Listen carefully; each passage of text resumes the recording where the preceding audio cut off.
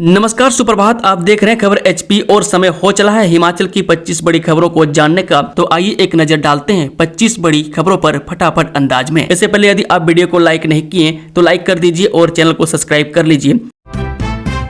Money Mahesh यात्रा पर आ सकते हैं राहुल गांधी, कांगड़ा के संगठन सम्मेलन में मिला निमंत्रण। लोकसभा में नेता प्रतिपक्ष राहुल गांधी के इस वर्ष मनी महेश यात्रा में शामिल होने की संभावना जताई जा रही है। चंबा जिले की प्रमुख धार्मिक यात्राओं में शामिल मनी महेश यात्रा हर वर्ष अगस्त में शुरू होती है। इसमें देश विदेश से लाखों श्रद्धालु भगवान शिव के दर्शन और आशीर्वाद के लिए पहुंचते हैं। हाल ही में कांगड़ा में कांग्रेस के संगठनात्मक प्रशिक्षण शिविर के दौरान राहुल गांधी को मनी महेश यात्रा का निमंत्रण दिया गया। कांगड़ा में इस सम्मेलन में राहुल गांधी ने पार्टी के जिला अध्यक्षों और कार्यकर्ताओं के साथ संवाद किया था। हिमाचल में भाजपा ने उतारे जिला परिषद प्रत्याशी, किस वार्ड से किसे उतारा मैदान में, जाने पूरी सूची। हिमाचल प्रदेश द्वारा पंचायती राज संस्थाओं एवं स्थानीय शहरी निकाय चुनावों के तहत जिला परिषद चुनावों के लिए समर्पित उम्मीदवारों की विस्तृत और संयुक्त सूची जारी की गई है। यह सूची प्रदेश चुनाव संयोजक विपिन सिंह परमार द्वारा मंडल, जिला एवं प्रदेश स्तर पर व्यापक विचार विमर्श और संगठनात्मक मंथन के बाद अंतिम रूप दी गई है।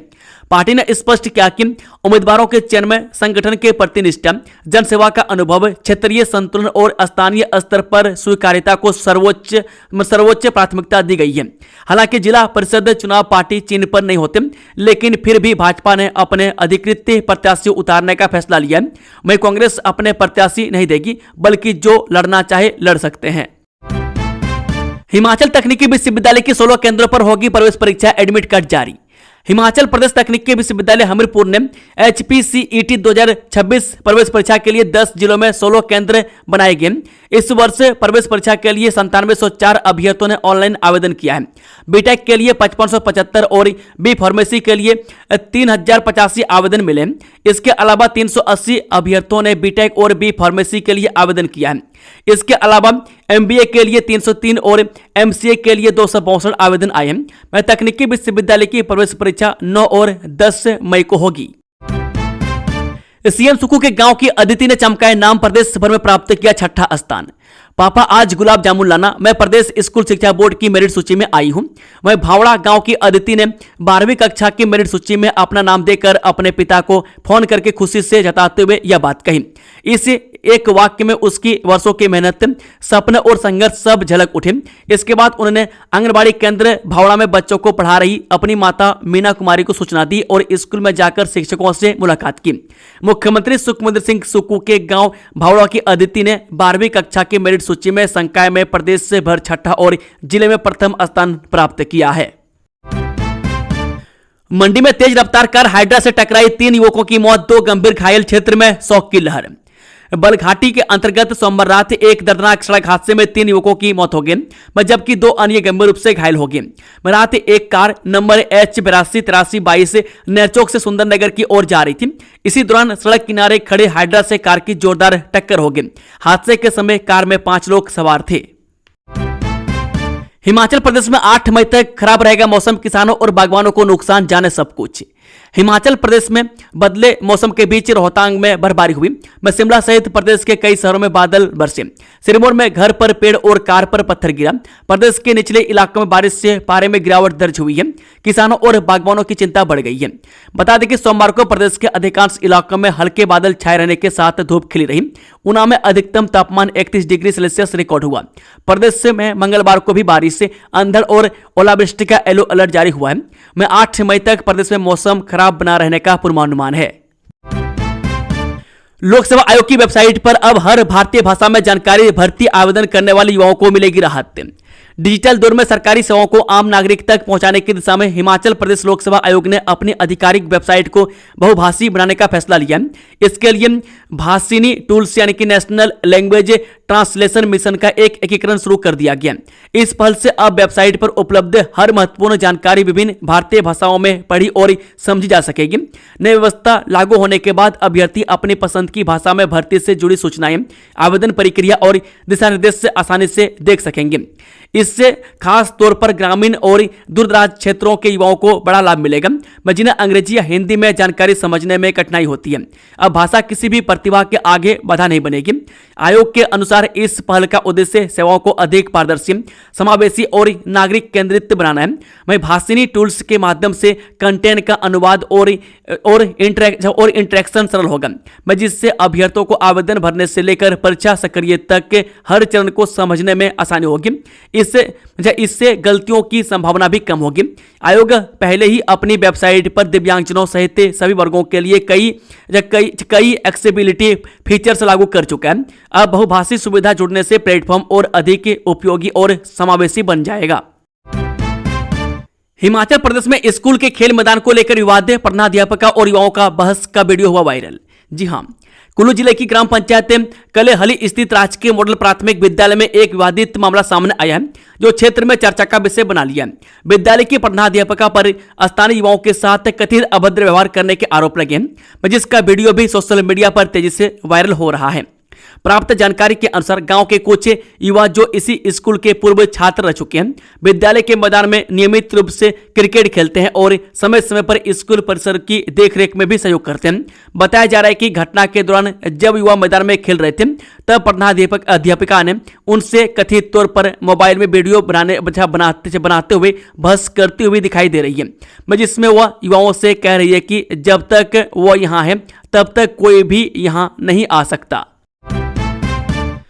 कक्षा 12वीं की मेरिट में पिछड़ा शिक्षा मंत्री रोहित ठाकुर का गृह जिला शिमला सिर्फ 5 बच्चे शामिल। हिमाचल प्रदेश स्कूल शिक्षा बोर्ड की 12वीं कक्षा के परीक्षा परिणाम की मेरिट लिस्ट में शिक्षा मंत्री रोहित ठाकुर का गृह जिला शिमला पिछड़ गया। जिला शिमला से सिर्फ 5 विद्यार्थी तीनों संकायों की टॉप 10 मेरिट लिस्ट में जगह बना पाए। पूरे प्रदेश में तीनों संकाय में 181 विद्यार्थियों ने टॉप 10 में जगह बनाई है। मैं बोर्ड की ओर से जारी रिजल्ट के आंकड़ों में शिमला जिले से तीनों संकाय में महज 5 विद्यार्थियों ने मेरिट लिस्ट में जगह बनाई है। मैं इसमें आर्ट्स में 3, साइंस और कॉमर्स स्ट्रीम में महज एक छात्र ही मेरिट लिस्ट में स्थान हासिल कर पाया है। 12वीं में कांगड़ा के सरकारी स्कूल के अंशित ओवरऑल टॉपर, मेरिट में बेटियों का दबदबा।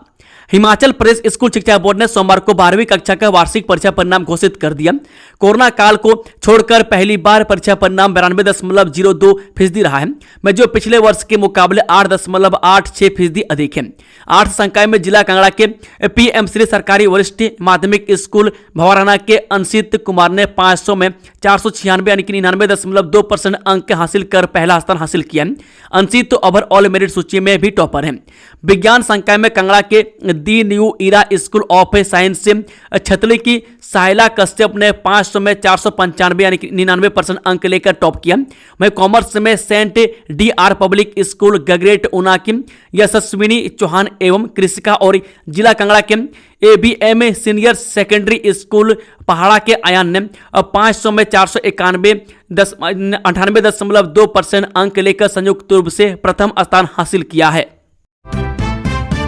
मतदान केंद्र में मोबाइल फोन ले जाने पर प्रतिबंध लगाने की तैयारी, कानूनी राय भी ली जा रही। राज्य निर्वाचन आयोग प्रदेश में आगामी नगर निकाय और पंचायत चुनावों को लेकर एक अहम निर्णय की तैयारी चल रही है। राज्य निर्वाचन आयोग मतदान केंद्रों के भीतर मोबाइल फोन ले जाने पर प्रतिबंध लगाने पर गंभीरता से विचार कर रहे हैं। इस कदम के पीछे चुनाव प्रक्रिया की निष्पक्षता और गोपनीयता बनाए रखने का उद्देश्य बताया जा रहा है। हाल के दिनों में यह शिकायतें सामने आई है कि संभावित प्रत्याशी और उनके समर्थक मतदाताओं पर दबाव बना रहे हैं। मैं कुछ मामलों में मतदाताओं से व्हाट्सएप के जरिए बोर्ड की तस्वीर दिखाने की बात कही जा रही है, जिससे मतदान की गोपनीयता पर सवाल खड़े हो रहे हैं। इस तरह की गतिविधियों को रोकने के लिए आयोग सख्त कदम उठाने की तैयारी में है। निर्वाचन आयोग के अधिकारियों का मानना है कि यदि मतदान केंद्रों के भीतर मोबाइल फोन के उपयोग पर रोक लगाई जाती है तो इस प्रकार की अनियमितताओं पर काफी हद तक अंकुश लगाया जा सकता है। हालांकि इस निर्णय को लागू करने से पहले आयोग कानूनी पहलुओं की भी गहन जांच कर रहे हैं। इसके लिए विधि विशेषज्ञों से राय ली जा रही है, ताकि कोई भी फैसला संविधान और चुनावी कानूनों के अनुरूप हो। बताया जा रहा है कि यदि यह प्रस्ताव मंजूर होता है तो मतदान केंद्र के बाहर ही मतदाताओं को मोबाइल फोन जमा करवाने की व्यवस्था की जा सकती है। इसके लिए अतिरिक्त सुरक्षा इंतजाम और कर्मचारियों की तैनाती भी करनी पड़ सकती है। हालांकि आयोग यह भी सुनिश्चित करना चाहता है कि इस व्यवस्था से मतदाताओं को किसी प्रकार की असुविधा न हो। कांगड़ा एयरपोर्ट की तर्ज पर मिले एरोसिटी प्रभावितों को मुआवजा, लोग DC से बोले इस रेट पर नहीं देंगे भूमि। कंगड़ा एयरपोर्ट के पास से प्रस्तावित एरो सिटी के लिए भूमि अधिग्रहण से प्रभावित ग्रामीण एयरपोर्ट की तर्ज पर मुआवजे की मांग कर रहे हैं। उन्होंने डीसी कंगड़ा से मिलकर कहा है कि यदि उन्हें जोगेहड़ के सर्कल रेट के आधार पर मुआवजा नहीं मिला तो वे विरोध प्रदर्शन करेंगे। हिमाचल प्रदेश में कंगड़ा एयरपोर्ट के समीप प्रस्तावित एरो सिटी की जद में आ रहे गांवों के लोगों ने एयरपोर्ट की तर्ज पर मुआवजे की मांग उठाई है। एरो सिटी के लिए सरकार की ओर से भूमि अधिग्रहण की प्रक्रिया शुरू की जा रही है, जिसके चलते ग्रामीणों को प्रति कनाल 3 से 4 लाख रुपए दी जा रही है, जबकि एयरपोर्ट की जद में आए लोगों की भूमि के संबंध में प्रति कनाल 21 लाख रुपए दिए गए हैं। हिमाचल प्रदेश विश्वविद्यालय कॉलेजों में शुरू करेगा बीएससी डेटा साइंस और एआई कोर्स, अकादमिक काउंसिल की बैठक में फैसला। हिमाचल प्रदेश विश्वविद्यालय की अकादमिक काउंसिल ने कॉलेजों में नए रोजगार उन्मुखी कोर्स शुरू करने का फैसला किया। इनमें बीएससी डेटा साइंस और बीएससी आर्टिफिशियल इंटेलिजेंस शामिल है। में साथ ही अंशकालिक पीएचडी कार्यक्रम को भी मंजूरी मिली है। बैठक में शैक्षणिक सत्र 2026-27 से महाविद्यालय स्तर पर एबिलिटी डेवलपमेंट विकास कार्यक्रम शुरू करने का फैसला लिया है। इसके अतिरिक्त विद्यार्थियों को आधुनिक एवं रोजगार उन्मुखी शिक्षा उपलब्ध कराने के उद्देश्य बीएससी डेटा साइंस और बीएससी आर्टिफिशियल इंटेलिजेंस से नए पाठ्यक्रम भी शुरू किए जाएंगे। हिमाचल में शिक्षा विभाग का बड़ा फैसला, 10,000 शिक्षकों के तबादले की तैयारी। हिमाचल शिक्षा विभाग में सीबीएसई संबंधित स्कूलों में शिक्षकों की नियुक्ति के चलते बड़े पैमाने पर तबादले होंगे। लगभग 8 से 10,000 शिक्षकों को हस्तांतरित किया जाएगा। मंगलवार से सीबीएसई से संबंधित 151 सरकारी स्कूलों में शिक्षकों को सब कैडर में शामिल करने के लिए काउंसलिंग की प्रक्रिया शुरू हो चुकी है। विभाग अभी शिक्षकों को स्टेशन अलॉट करेगा। इसके बाद राज्य निर्वाचन आयोग से अनुमति मांगी जाएगी। उसके बाद ही तबादलों की प्रक्रिया शुरू होगी। सीबीएसई से संबंधित सरकारी स्कूलों में पहले चरण में 6,000 शिक्षकों की नियुक्ति की जा रही है। सूत्रों की माने तो इस पूरी प्रक्रिया के तहत 8 से 10,000 शिक्षकों का तबादला जाना तय है। प्रधानाचार्य, प्रवक्ता, टीजीटी, सीएंडबी, जेबीटी, पीईटी व डीपीई सहित अन्य श्रेणियों के शिक्षकों के तबादले होंगे। इस शहरी निकाय चुनाव में नामांकन वापस लेने का आज अंतिम दिन।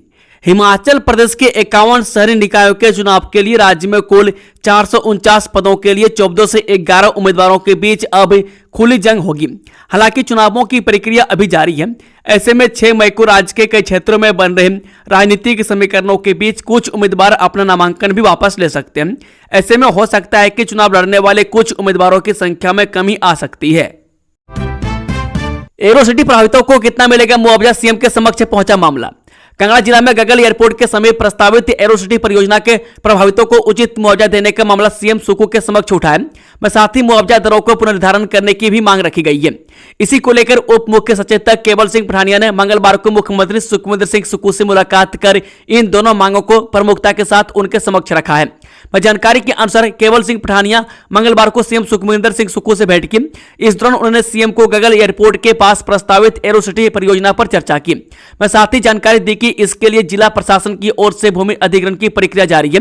उन्होंने बताया कि एयरपोर्ट के समीप के क्षेत्र की वर्तमान दर 24 लाख रुपए प्रति कनाल है।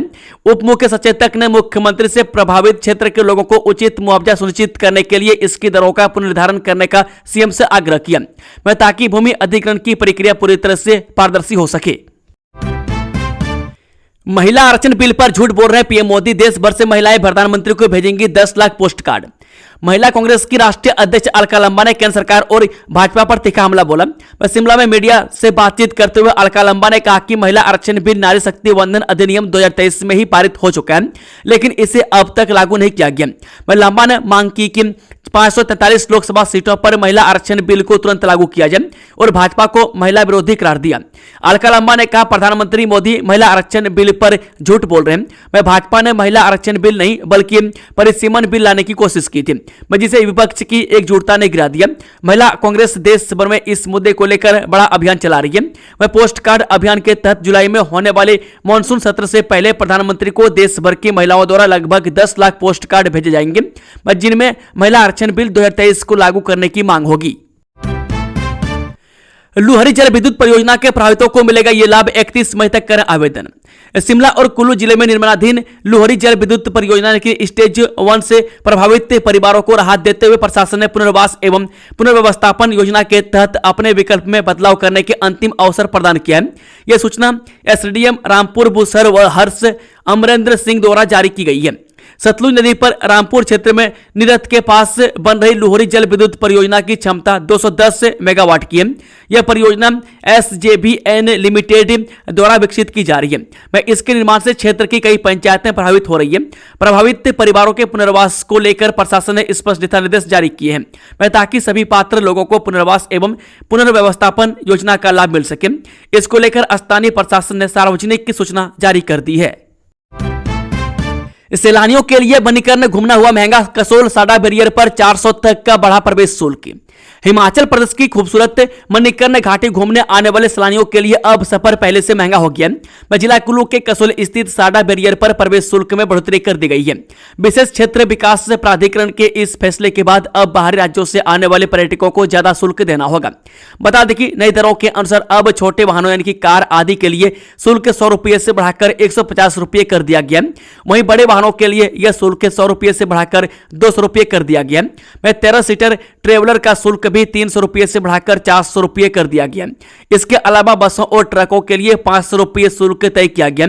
यह बढ़ा हुआ शुल्क कसोल के साडा बैरियर पर लिया जा रहा है, जिसके बाद ही पर्यटन मणिकर्ण, तोस, कालगाम में खीर गंगा और बरसेनी जैसे लोकप्रिय पर्यटन स्थलों की ओर जा सकते हैं। हिमाचल के हर जिले में बनेंगे एक या उससे अधिक जुवेनाइल जस्टिस बोर्ड। गजट अधिसूचना जारी। हिमाचल प्रदेश में किशोरों के अधिकारों को संरक्षण देने और मजबूत बनाने के लिए राज्य सरकार ने अहम फैसला लिया है। हिमाचल प्रदेश में सामाजिक न्याय एवं अधिकारिता विभाग ने juvenile justice care and protection of children नियम 2026 लागू कर दिए। नए नियमों के तहत अब पूरे प्रदेश के हर जिले में एक या उससे अधिक जुवेनाइल जस्टिस बोर्ड का गठन किया जाएगा। बोर्ड में एक न्यायिक अधिकारी और 2 सामाजिक कार्यकर्ता सदस्य होंगे। इनमें से एक का महिला होना अनिवार्य किया गया है।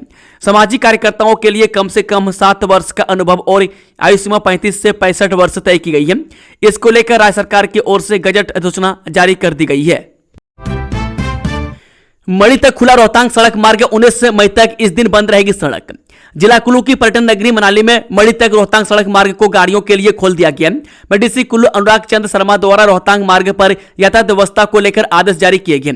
यह फैसला प्रशासन ने आमजन की सुविधा, पर्यटकों की सुगम आवाजाही और सड़क मरम्मत एवं टायरिंग कार्यों की निर्बाध संचालन को ध्यान में रखते हुए लिया गया है। डीसी कुल्लू द्वारा जारी आदेशों के अनुसार एसडीएम मनाली की अध्यक्षता में पुलिस विभाग एवं सीमा सड़क संगठन के साथ संयुक्त निरीक्षण किया गया। निरीक्षण के दौरान पाया गया कि गुलाबा से आगे मणि तक सड़क के टूरिस्ट व्हीकल्स के संचालन के लिए सही है। संयुक्त निरीक्षण समिति ने मणि तक यातायात की अनुमति देने की सिफारिश की थी। डीसी कुल्लू अनुराग चंद्र शर्मा द्वारा मोटर वाहन अधिनियम 1988 की धारा 115 के तहत प्रदत्त शक्तियों का प्रयोग करते हुए मणि तक गाड़ियों की आवाजाही को अनुमति प्रदान की गई है। यह अनुमति राष्ट्रीय हरित अधिकरण द्वारा समय समय पर निर्धारित शर्तों के अधीन होगी। एक कमरे में चल रहा स्कूल परेशान ग्रामीणों ने पंचायत चुनाव को लेकर दी चेतावनी। हिमाचल प्रदेश में एक और जहां राज्य सरकार जहां शिक्षा के क्षेत्र में सकारात्मक सुधारों के दावे करती है, वहीं दूसरी ओर जमीनी हकीकत इससे अलग नजर आती है। एक और जहां सरकारी स्कूलों को सीबीएसई के साथ मर्ज किया जा रहा है, वहीं कुछ ऐसे स्कूल भी हैं जो अभी तक मूलभूत सुविधाओं से ही महरूम हैं। ऐसा ही स्कूल शिमला जिले के ठियोग की ग्राम पंचायत धगाली के पलेल चंबल गांव में है, जहां प्राइमरी और मिडिल स्कूल बधाली के आंसू बहा रहे हैं। हालात ऐसे हो गए कि स्कूल में सुविधाएं न मिलने से लोग अपने बच्चों को स्कूल भेजने से भी कतरा रहे हैं और लोग अपने बच्चों को सरकारी स्कूल से हटाने के लिए भी मजबूर हो गए। ऐसे में अब ग्रामीणों ने पंचायत चुनाव को लेकर चेतावनी भी दी है। सीबीआई रिपोर्ट के 2 साल बाद पुलिस भर्ती पेपर लीक मामले में सीएम सुक्खू ने दिया सख्त कार्रवाई का भरोसा। हिमाचल प्रदेश के मुख्यमंत्री सुखविंदर सिंह सुक्खू ने सोमवार यानी कि 4 मई को 2022 से पुलिस भर्ती पेपर लीक मामले में सख्त कार्रवाई का भरोसा दिया। यह मामला सीबीआई द्वारा आईपीएस अधिकारियों समेत 4 पुलिस अधिकारियों के खिलाफ बड़ी सजा की सिफारिश के 2 साल बाद आया है। सेंट्रल ब्यूरो ऑफ इन्वेस्टिगेशन यानी कि सीबीआई ने अप्रैल 2024 में सरकार को एक कम्युनिकेशन भेजा था, जिसमें भर्ती परीक्षा के आयोजन में गंभीर प्रोफेशनल चूक, लापरवाही और प्रक्रिया के उल्लंघन का हवाला देते हुए 4 पुलिस अधिकारियों के खिलाफ बड़ी डिपार्टमेंटल सजा की सिफारिश की गई थी। पेपर लीक का पता चलने के बाद 2022 में कांस्टेबल के 1334 पदों के लिए हुई परीक्षाएं रद्द कर दी गई थी। सीबीआई जांच में कथित तौर पर पता चला कि 19 मार्च 2022 को गाजियाबाद में एक प्राइवेट प्रेस में प्रिंटिंग के दौरान क्वेश्चन पेपर कथित तौर पर चोरी हो गया था और कहा गया कि संबंधित अधिकारियों ने तय प्रोसेस को नजरअंदाज किया, जिसमें प्रिंटिंग फैसिलिटी चुनने के लिए कोई फॉर्मल टेंडर या वर्क ऑर्डर न होना भी शामिल है। हिमाचल के 10 जिलों में आंधी तूफान के साथ आसमानी बिजली गिरने की चेतावनी। हिमाचल प्रदेश में मौसम खराब बना हुआ है। राजधानी शिमला सहित प्रदेश के अन्य जिलों में बारिश दर्ज की गई। वहीं राजधानी शिमला में जहां दोपहर बाद तेज बारिश हुई, वहीं कुफरी, फागू व महासू पीक समेत मंडी और सिरमौर जिले के कई क्षेत्रों में भारी ओलावृष्टि हुई। कुफरी, महासू में निरंतर 4 दिन से ओलावृष्टि हो रही है। इससे सेब की फसल पूरी तरह से तबाह हो चुकी है। वहीं प्रदेश के अन्य भागों में सुबह से ही आसमान में बादल छाए हुए हैं। मौसम विभाग के अनुसार 7 से 9 मई तक पश्चिमी विक्षोभ थोड़ा कमजोर जरूर पड़ेगा, लेकिन इस दौरान अधिक ऊंचे व मध्यम ऊंचाई वाले कुछ क्षेत्रों में हल्की बारिश जारी रहने के आसार हैं। 10 मई और 11 मई को पूरे प्रदेश में बारिश होने की संभावना है। हिमाचल में शादी से 2 दिन पहले लापता हुई युवती परिजनों की शिकायत पर मामला दर्ज। हिमाचल प्रदेश के ऊना जिला के अंब क्षेत्र में एक बेहद चौंकाने वाला मामला सामने आया है। क्षेत्र के एक गांव में 7 मई को होने वाली शादी के ठीक पहले एक युवती रहस्यमयी परिस्थितियों में लापता हो गई। इस घटना ने क्षेत्र में हड़कंप मचा दिया। घटना उस समय सामने आई जब परिवार शादी की तैयारियों में व्यस्त था और मेहमानों का आना जाना शुरू हो चुका था। परिजनों ने जब युवती को ढूंढा तो वह कहीं न मिली। परिजनों के अनुसार युवती और एक गाँव का युवक मंगलवार सुबह से ही अपने घरों से गायब है। मामले की संवेदनशीलता को देखते हुए पुलिस से पूरी तरह सक्रिय हो गई है। डीएसपी अनिल पटियाल ने मामले की पुष्टि करते हुए बताया कि परिजनों की शिकायत के आधार पर पुलिस ने कानून की संबंधित धाराओं के तहत मामला दर्ज कर लिया है। डीएसपी ने कहा कि युवती की तलाश के लिए पुलिस टीम का गठन कर दिया गया। पुलिस आरोपी युवक और युवती के संभावित ठिकानों पर दबिश दे रही है और जल्द ही इस रहस्य से पर्दा उठा लिया जाएगा। इस सरकारी नौकरी का झांसा देकर भोले भाले लोगों को बना रहा था ठगी का शिकार, बजरंग दल ने ऐसे दबोचा सातिर। जिला बिलासपुर के थाना झडुंदा के अंतर्गत गांव बहना जाठा में सरकारी विभागों में नौकरी दिलाने के नाम पर ठगी करने वाले एक सातिरों को बजरंग दल द्वारा रंगे हाथों पकड़ने का मामला सामने आया है। आरोपी मूल रूप से कांगड़ा के देहरा का निवासी बताया जा रहा है। इस घटना का एक वीडियो भी सोशल मीडिया पर जमकर वायरल हो रहा है। जनगणना 2027 के लिए फील्ड ट्रेनर का 3 दिवसीय प्रशिक्षण कार्यक्रम आरंभ, अधिकारियों को दिए तकनीकी निर्देश। जी हां, उपायुक्त सोनल मनमोहन शर्मा ने कहा कि जनगणना कार्य को त्रुटि रहित रूप से पूर्ण करने में प्रशिक्षण कार्यक्रम महत्वपूर्ण भूमिका निभाते हैं। मनमोहन शर्मा आज यहां जनगणना 2027 के लिए आयोजित 3 दिवसीय प्रशिक्षण कार्यक्रम की अध्यक्षता कर रहे थे। स्कूली बच्चों को सुरक्षा को लेकर पुलिस सख्त, बिना दस्तावेजों के दौड़ रही निजी स्कूल बस जब्त। जिला चंबा के डलहौजी पुलिस थाना अंतर्गत स्कूली बच्चों को सुरक्षा को प्राथमिकता देते हुए पुलिस ने सख्त कदम उठाए। नशे के खिलाफ जारी अभियान और ड्रिंक एंड ड्राइव के साथ साथ वाहनों के दस्तावेजों की जांच के लिए चलाए जा रहे विशेष अभियान के तहत डीएसपी मयंक शर्मा के नेतृत्व में ट्रैफिक पुलिस ने बनीखेत क्षेत्र में निजी स्कूल वाहनों की सघन जांच की। पुलिस का मुख्य उद्देश्य यह सुनिश्चित करना था कि बच्चों को स्कूल ले जाने वाले वाहन पूरी तरह सुरक्षित और नियमों के अनुरूप हो। इस दौरान पुलिस टीम ने स्कूल बस चालकों के रजिस्ट्रेशन, इंश्योरेंस, फिटनेस सर्टिफिकेट और ड्राइविंग लाइसेंस सहित सभी जरूरी दस्तावेजों की बारीकी से जांच की। इस शहरी निकाय के चुनाव के लिए स्थापित होगा कंट्रोल रूम, आदेश जारी। शहरी निकाय के चुनाव के मद्देनजर राज्य निर्वाचन आयोग की ओर से जारी दिशा निर्देशों के अनुसार हमीरपुर में भी जिला स्तरीय कंट्रोल रूम स्थापित किया जा रहा है। उपायुक्त एवं जिला निर्वाचन अधिकारी गंधर्वा राठौर ने एडीसी हमीरपुर के कोर्ट रूम में कंट्रोल रूम स्थापित करने के आदेश जारी किए। इस आदेश के अनुसार यह कंट्रोल रूम 13 मई से सक्रिय हो जाएगा और शहरी निकायों की मतगणना की समाप्ति तक यह कंट्रोल रूम 24 घंटे कार्य करेगा। 15 दिन में बिजली के बिल जमा करवाएं उपभोक्ता, नहीं तो कटेगा कनेक्शन, विभाग ने की अपील। विद्युत उपमंडल धनेटा के उपभोक्ताओं को बिजली के बिल जमा करवाने के लिए 15 दिन का समय दिया गया। सहायक अभियंता किशोरी लाल ने कहा कि उपमंडल के जिन विद्युत उपभोक्ताओं ने अभी तक अपने बिलों का भुगतान नहीं किया है, वे इनका भुगतान 15 दिन के भीतर उपमंडल कार्यालय के काउंटर पर या ऑनलाइन माध्यम से कर दें। किशोरी लाल ने बताया कि इस तिथि तक बिल जमा न करवाने वाले उपभोक्ताओं के बिजली कनेक्शन पूर्व सूचना के बगैर ही काट दिए जाएंगे और कनेक्शन को बहाल करवाने के लिए अतिरिक्त शुल्क जमा करवाना होगा। सहायक अभियंता ने उपमंडल के सभी उपभोक्ताओं से सहयोग की अपील की है। दोस्तों खबरों की सिलसिला समाप्त होता है। अगर जानकारी पसंद आई तो वीडियो को लाइक शेयर, चैनल को सब्सक्राइब जरूर से जरूर कर लें। Thank you, all the best. जय हिंद, जय हिमाचल, राधे राधे।